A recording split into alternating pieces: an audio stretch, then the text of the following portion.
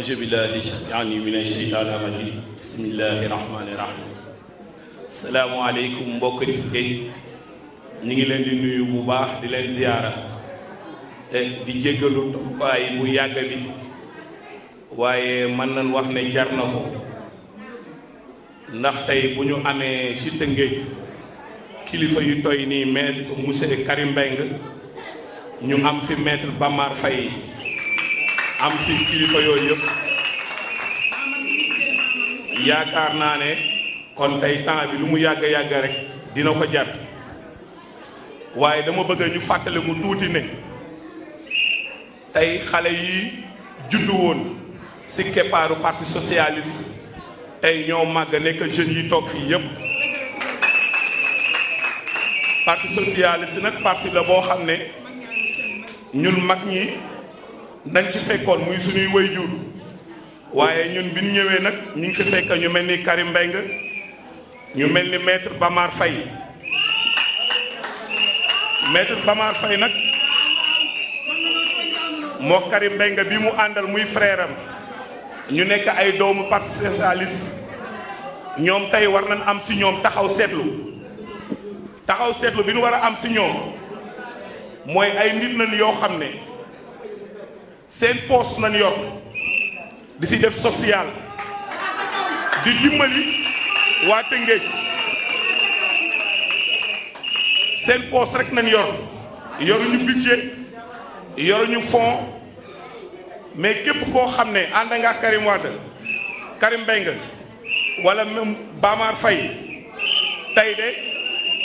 ñooñu defal na la teraanga boo xam ne doo ko fàtte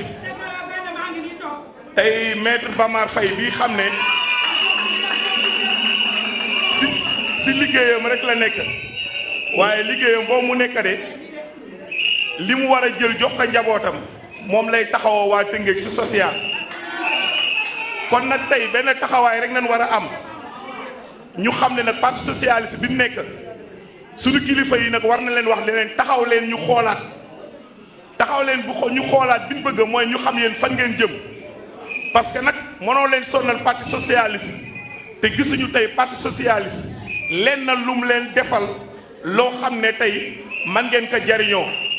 kon nag yoon wi ñu jëm mooy ngeen taxaw xool su fekkee gis ngeen ne lii mën naa dem ñun yéen rek nañuy topp su fekkee nag gis ngeen ne mënul dem foo leen ñu yóbbu ñu dem fa mais liñ bëgg daal ngeen xam ko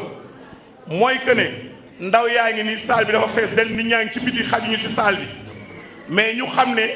ñii ay xale yu parti socialiste nañ yoo xam ne tey ñoo màgg ba am 40 ans toppoon ci kon ñii tey jii yoon nangu na rafet na tey Karim Mbengue waa parti socialiste wan ko ginnaaw xool ko bu baax xamal ka ne nag yow war nga jël sa cër ndax Karim dafa war a jël cëram maître Bamar dafa war a jël cëram parce que ay ñoo xam ne nan parti socialiste lañ juddoo nit nag boo juddoo ci parti ba am fa plus de 50 ans 60 ans parti boobu buñ la toppatoowul yow bu la neexee am nga droit wan leen ginnaaw ñun nag duñ leen wax fi ngeen jëm mais yéen xam ngeen fi ngeen jëm mais na waa parti socialiste xam ne mbooloo mu rëy moo leen topp parce que salle bii jamono ni mu xatee ku mën a dajale jeunes yu toy nii si biti mënuñoo dugg ñooñu seen waa dëkk bëgg na leen Karim Mbengue waa dëkkam bëgg nañ ko maître Bamar waa dëkkam bëgg nañ ko kon ñoom na leen waa parti socialiste jàppale te fàttaliku leen te di leen sédd comme ñëpp salaamaaleykum wa rahmatullah. asalaamaaleykum yéen waa Tëngéej asalaamaaleykum monsieur le président du mouvement Bay Sa Waar Tëngéej Abdou Karim Mbengue asalaamualeykum sama maam Masu Ngom asalaamualeykum maître Bamar Faye l'avocat de la jeunesse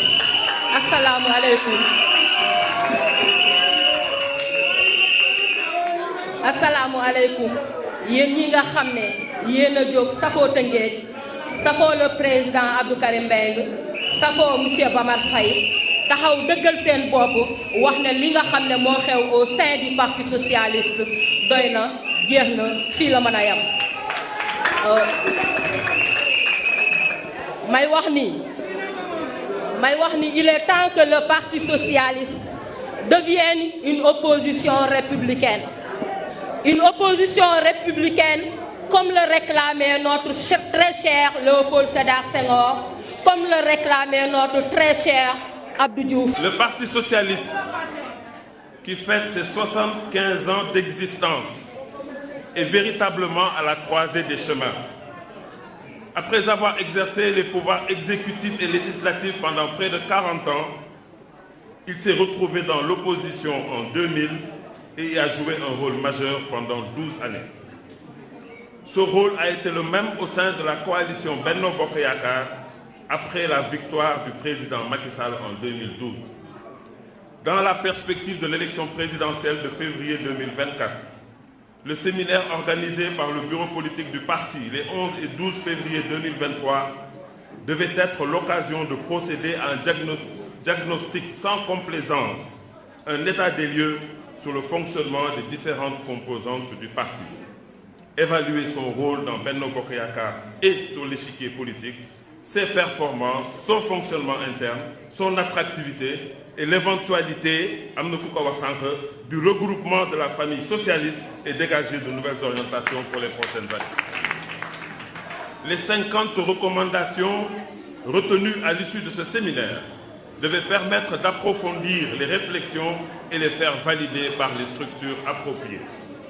S'agissant de l'élection présidentielle de 2024, les procédures en vigueur voudraient que toute décision concernant la participation du parti à cette élection majeure résulte d'une consultation de toutes les coordinations de base, à savoir les coordinations. Comme nous l'avons constaté, cette procédure n'a pas été respectée. Seul le secrétariat exécutif national et le bureau politique se sont réunis pour proposer que, écoutez bien, que le parti ne présente pas de candidat socialiste. Que le parti ne présente pas de candidat socialiste à la candidature de Benno Bokk Yakaar, malgré la présence de 11 candidats issus d'un même parti. Ces deux structures proposent donc de soutenir le candidat désigné par le président de la coalition Benno Bokk Yakaar. Manam structure yooyu dañ ne ñun suñu biir duñu présenter kenn ñun suñu biir duñu présenter sax candidat à la candidature nga xam ne benn parti bu tudd APR am na fukki candidat ak benn ñun ñu ne duñ ko présenter loolu de bu dul manque d'ambition xaw ma lu mu doon. Le comité central, qui est la structure qui dirige le parti entre deux congrès, conformément à l'article 28 des statuts, n'a pas été convoqué. Aucune des 138 coordinations à travers le pays, aucune coordination aux structures du parti de la diaspora n'a été consultée. Ici à Rufisque, nous avons mené une large concertation avec beaucoup de camarades au sein des coordinations, les mouvements citoyens, politiques qui ont les mêmes visions que nous. Parce que fii dégg ngeen ñu wax mouvement Bay Sa Waar bi ma dirigé waaye aussi di xam ngeen ne sama frère maître Bama Faye mi ngi milité parti socialiste dëgg la waaye am na mouvement bu tudd Rufisque en vue. Rufisque en vue. Donc loolu yëpp ay synergie la te loolu moo indi tey présence bi am ay jeunes yu bare te loolu mooy avenir dëkk bi. Donc bi ñu waxtaanee nous avons décidé de ne pas suivre cette position du secrétariat exécutif national et du bureau politique. Nous ne parrainerons pas le candidat proposé par le parti qui n'a pas respecté les procédures en vigueur et qui refuse systématiquement de retenir une candidature socialiste. Nous allons poursuivre les concertations avec tous les camarades soucieux de la préservation de l'idéal socialiste, de nous concerter en vue du candidat qui va porter l'espoir de notre pays et qui sera conforme à nos convictions. Par ailleurs, au-delà de la prochaine échéance électorale, nous appelons à une renaissance du socialisme et des socialistes par la définition d'un nouveau projet de gouvernance économique, sociale et démocratique. Oui, le socialisme, c'est un idéal de progrès qui combat les inégalités, qui prône la justice sociale, l'état de droit, combat la pauvreté et le chômage, notamment des jeunes. Le socialisme prône le développement.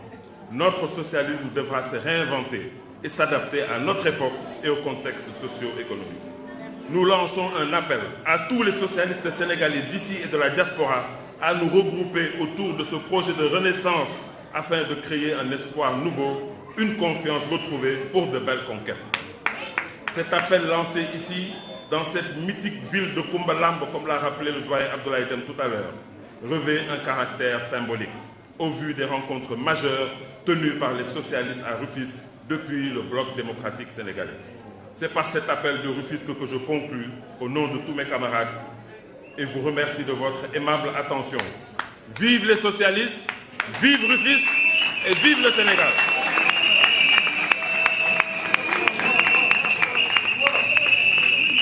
wolof bi nag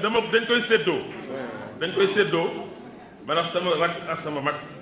après bëgg nañ jox suñu gan yi ñu wax ak grand Ousseynou Faye parce que toogaay bi yàgg na ñu wax leen rek ngeen muñ tuuti lu tuuti laa ciy wax xam ngeen ne parti socialiste mi ngi suñu deret ñun ñii moom lañ bëgg moom lañ gëm parti bi si lañu mos a ne nekk ci nag ñu discipliné waaye aussi dañuy respecter ay règles dañuy respecter ay textes defe naa ne maître Bamba fii di juriste dinañ ci gën a mën wax mais surtout li ma bëgg a insister mooy politique boo koy def nekk ci parti bu fekkee ne yow élection bu jot doo dem bu fekkee sa couleur bu verte bii kenn dootu ko gisati bu fekkee ne yow bëggoo sax présenter candidat présidence de la république bëgguloo am ay ambition sa bopp nekkoo di renouveler pour indi ay xale parce que nag nee naa ci sama discours léegi ci sama message parti socialiste ren la fêté 75 ans defe naa 75 ans ku ko commencé am na yu bëri yoo war a yeesal da ngay commencé am diabète boo amul diabète yaa ngi am hypertension donc foog nga dem seeti docteur mu faj la dafa mel ni bâtiment boo xam ne dafa yàgg te nga war ko yeesal boo bëggee yeesal nag foog nga jël daaneel fondation yi tabaxaat ko ut ay architecte yu aay ut ay xale yu aay daal di ko defaraat mu amaat ay ambition donc loolu moo tax ñun comme respecté wuñu procédures yi te foofu lañ ko teg dama ci insister l'indiscipline c'est lorsque on respecte on prend une décision sur la base des textes waaye nag bu fekkee ne dañu jël texte yi jalgati ko ça veut dire ku nekk na nga def lu la neex ñun nag comme ni ko Ndeye Fatou waxee ñu defuñu lu ñu neex dañuy waxtaan suñu biir concerté suñu biir ñu ne ñoo làng ñoo bañ pare neeguñu kenn. salaamaaleykum mbooloo mi maa ngi leen di gërëm maa ngi leen di sant maa ngi commencé nuyoo bi di ko teg ci loxo suñu tonton suñu wayjur suñu kilifa muy tonton Abdoulaye Deme nga xam ne présence am rek dafa am lu mu signifié lu bëri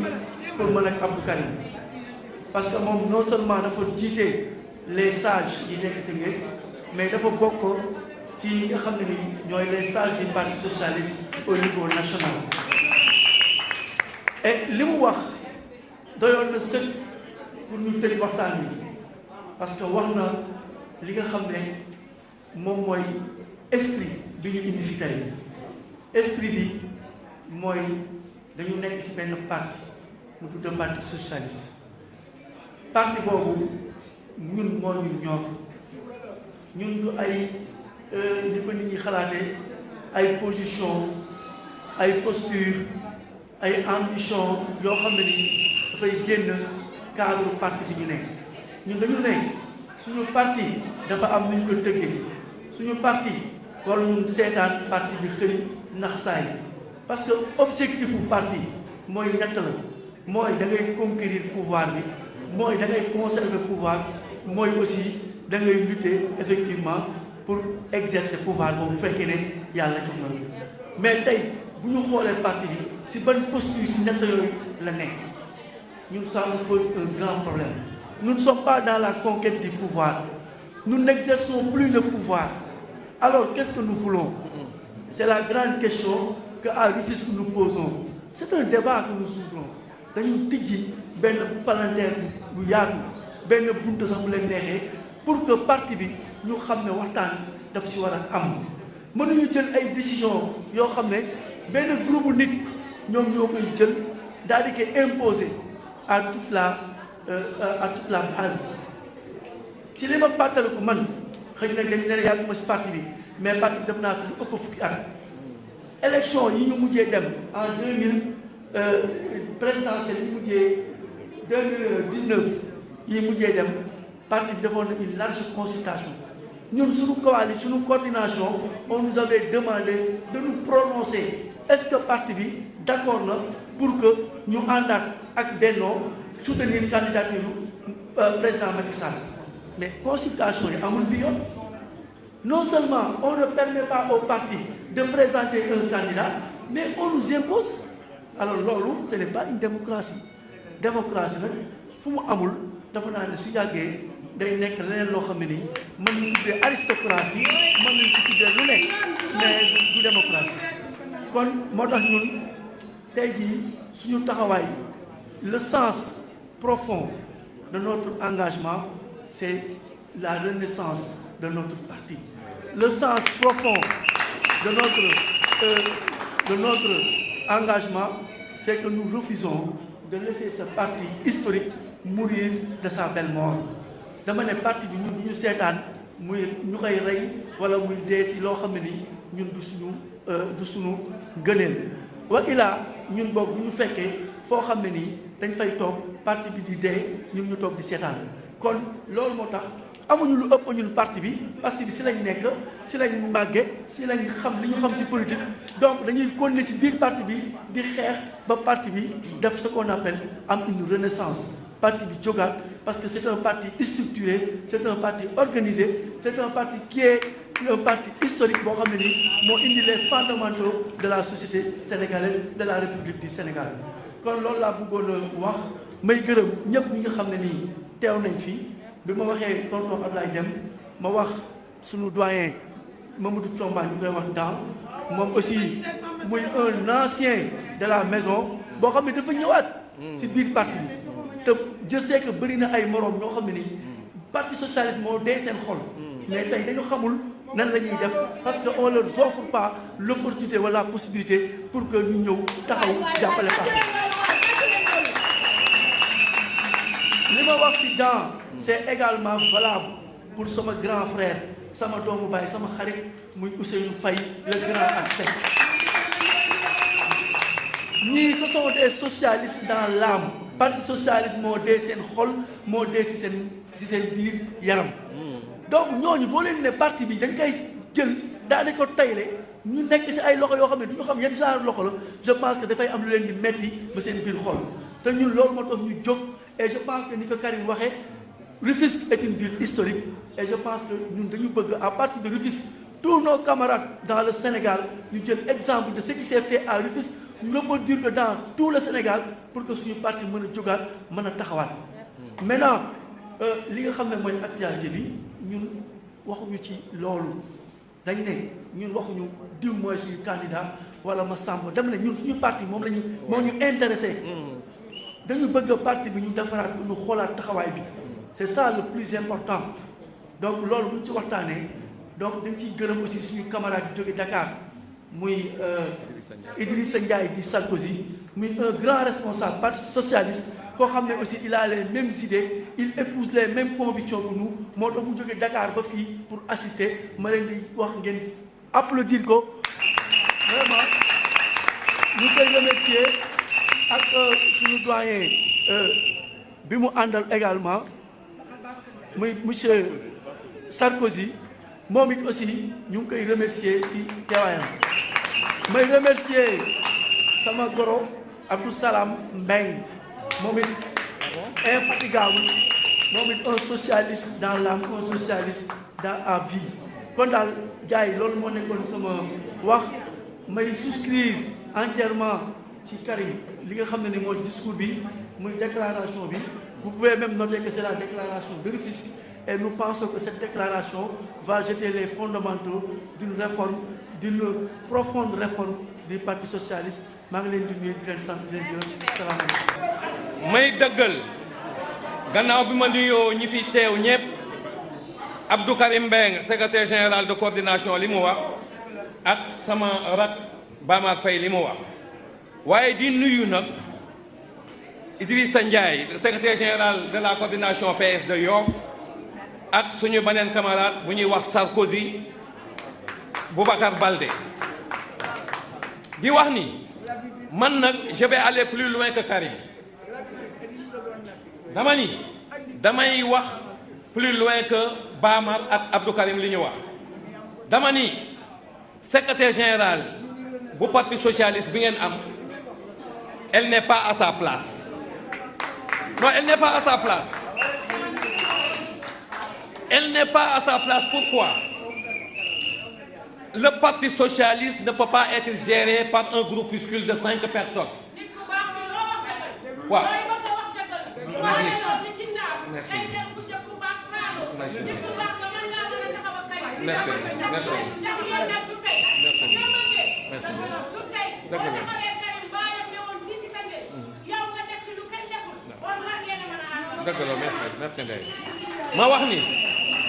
Ma wax ni nous sommes dans la commune de Rufisque et dans la ville de Rufisque. La ville de Rufisque compte 4 coordinations sous la coupole de Abdou Karim Mbengue. 4 coordinations, je dis bien. Il faut bien écouter ce que je dis. Yéen benn coordination moo fa am. Olof nag dafa wax ni ku sa gémmiñ fees doo mën a wax. benn coordination moo fa am te am nañu cër ñoom waa yéen amoon nañu cërit ci gannaaw ndax ku ñuy wax Adama Kadam nekkoon na fa député Sébikotane amoon na cër ci gannaaw ndax ku ñuy wax Ouleye Diaw nekkoon na fa député Tëngéej nag bien que moom ñeenti coordination la am masul am benn cër boo xam ni dañ ko sagalee comme may leen na tuuti ma ne masul am benn cër boo xam ne dañ ko sagalee parti socialiste bii nekk ci ay doomu Tëngéej dans la ville de Rufisque ñu ne nag loolu dafa doy ñu leeralit ñi ñun amuñu problème ak beneen parti amuñu problème ak kenn problème bi ñu am ñu ngi ko am ak parti socialiste ak ñi nekk ci bopp parti socialiste waaw boo waxee nag lu bokkul ak ñoom li ñu bëgg donte loola arrangé wul parti bi arrangé wul waa parti bi ñu yóbbu la commission de discipline commission de discipline nag bu fekkente ni ña ko yor ils sont pas disciplinés du ñu àtte yoon commission de discipline bu fekkee ña ko jiite discipline ñëwuñu la ñuy àtte du nekk yoon dama koy wax kàddu gi nag mu gudd mu gàtt mooy Tëngéej moo ñu soxal doomu Tëngéej moo ñu soxal parti socialiste masul nekk parti boo xam ni day langaamu ci gannaaw ay kii ba élection présidentielle bu amee yow amoo sax candidat manque d'ambition mënul weesu loolu waaw à la jeunesse moi je vais le dire à la jeunesse il faut avoir confiance. Ayez confiance en vous. Ayez confiance en Abdou Karim Mbengue ak Bamar Faye mi. Mais ça ne doit pas être tout. Gis nga cette confiance-là, il faut la répandre autour de vous pour le triomphe du combat que vous menez. Puisque dafa am foo xam ne bu ñu fa yeggee nag ci parti boo xam ne Lamine Gueye ko sos parti boo xam ne Léopold Sédar Senghor a ko sos parti boo xam ne dëkk boo xam ne mooy dëkku Ousmane Socé Diop dëkk boo xam ne mooy dëkku Abdoulaye Sadji dëkk boo xam ne mooy dëkku Alioune Badara Mbengue dëkk boo xam ne mooy dëkku Ngalandou Diouf dëkk boo xam ne mooy dëkku Ibra Seck le premier maire fii ci Tëngéej dama ni dëkk boo xam ne mooy dëkku Youssou Mbargane Diop dëkk boo xam ne mooy dëkku Alioune Badara Mbengue dëkk boo xam ne mooy dëkku Baye Gora Faye dëkk boo xam ne mooy dëkku Sangone Diagne dëkk boo xam ne mooy dëkku Sange Dieng dëkk boo xam ne mooy dëkku Massamba Diène Lo dëkk boo xam ne mooy dëkku Biram Ndoye dëkk boo xam ni mooy dama ni Tëngéej ñu baax ay mag ñu baax ñu am fulla xamoon fa suñuy teen tànk ñoo fi dëkkoon pusa bi nag bu mu mujjee ci ñun réer dama ni nañu nekk ay magul lëndëm ku ñu dajul ñu daj suñu bopp Tëngéej dafa jot pour parti socialiste wekk ko ndax nag bu dee xam-xam bi sama rakk yi am nañ ko bu dee taxawaay bi sama rakk yi am nañ ko bu dee social bi sama rakk yi ñu ngi koy def bu dee taxawaay bi sama rakk yi taxawee nañ ko bu dee dox bi sama rakk yi ñu ngi koy dox waaye nag dama ni jot na nit ñi xam ni luy jot na noonu laa koy waxe ñun nag duñu parrainé kenn ñàkk a parrainé kenn bi nag tekkiwul ne dañu am problème ak qui que ce soit ñun suñu parti muy tudd parti socialiste la ñu amal problème te problème boobu dañu koy continuer di ko xeex ba lu ñu am rek jël encore une fois foofu laa yemale sama kàddu Sarkozy ñu ngi lay gërëm di la sant Idrissa Ndiaye le secrétaire général de la coordination de Yoff nous avons le même combat ragal nag du jëm buy asalaamaaleykum wa rahmatullah. asalaamaaleykum waa Rufisque alhamdulilahi rabbil alamin alhamdulilahi rabbil alamin lu tax ma commencé di sant yàlla bu baax a baax ndaxte lu ma gis tey wax dëgg yàlla bokk nañu ñu ko yàgg wax Karim Meïng man maa ngi tudd Boubacar Baldé ñu bari xamee ma ci tuuru Sarkozy ñu bari aussi fàtte ne secrétaire général coordination la Kolda nekk aussi chargé de la vie politique de l'union régionale de Kolda nekk membre du bureau politique donc yaakaar naa parti bi am naa ci ndombo tànk xam naa ci tuuti nekkoon aussi secrétaire national chargé à l'organisation du MES moo tax bariwul lu may yëkkati te di sotti xam nañ ne xam naa parti bi waaye Karim Meïng mii nous lui sommes redevables nous lui devons quelque chose ñun suñu génération bu ñu nekkee étudiant MES lu mu def ci ñun pour ñu nekk te ay responsable yàlla rek a ko xam te daf ko doon def dans la discrétion jamono yu mu nekkoon Paris yëpp chaque vendredi pratiquement dana woo jabaram laaj ko ndax gars yi ñëw nañu toggal leen añ ñu añ loolu ay exemple laa leen di expliquer bu ñu jógee ci loolu maa ngi jiite kuréel bu ñuy wax IRAS initiative de réflexion et d'action socialiste man nekk coordinateur ànd ak Idrissa Ndiaye coordinateur national adjoint ànd ak le professeur Moustapha Sall de l'université de Dakar ànd ak le professeur aussi Daouda Mal ànd ak aussi le professeur Malick Niang tous c'est des universitaires donc kuréel bi xam ngeen ne lu am solo la waaye lu ci am solo bu ñuy def séminaire de parti socialiste le camarade Karim Meïng xalaat ko